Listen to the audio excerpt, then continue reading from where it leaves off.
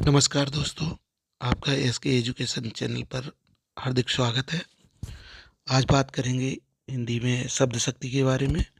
शब्द शक्ति किसे कहते हैं, शब्द शक्ति कितने प्रकार की होती है, उनकी परिभाषा और उदाहरण के बारे में। शब्द और अर्थ के संबंध को शब्द शक्ति कहते हैं। यह संबंध ही शब्द का अर्थ व्यक्त करता है।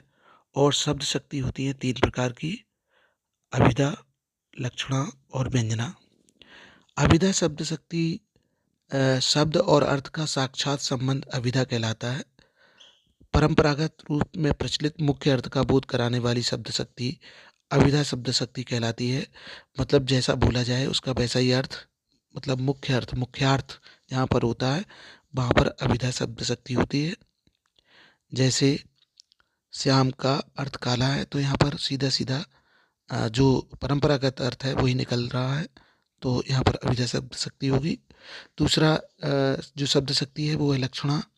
शब्द के मुख्य अर्थ के अतिरिक्त जब दूसरा उद्देश्यपूर्ण अर्थ निकलता है तो वहाँ पर लक्षणा शब्द शक्ति कहलाती है। जैसे वह गधा है, अब वह गधा नहीं है, दरअसल या इस तरह से कह सकते हैं कि मोहन शेर है, तो इसमें लक्षणा के द्वारा शेर का अर्थ वीर, बहादुर से निकाला गया है। इसी तरह किसी बालक का नाम लेकर यह कह दिया जाए कि वह गधा है, तो यहाँ पर वह गधा नहीं है, गधा से तात्पर्य यहाँ पर मूर्खता से है। तो इसके बाद आती है व्यंजना शब्द शक्ति। जब अभिधा और लक्षणा से अर्थ व्यक्त नहीं होता तब व्यंजना शब्द शक्ति की सहायता से व्यंग्यार्थ निकलता है। जैसे गंगा में घर है, में गंगा के समान घर की पवित्रता प्रकट होती है।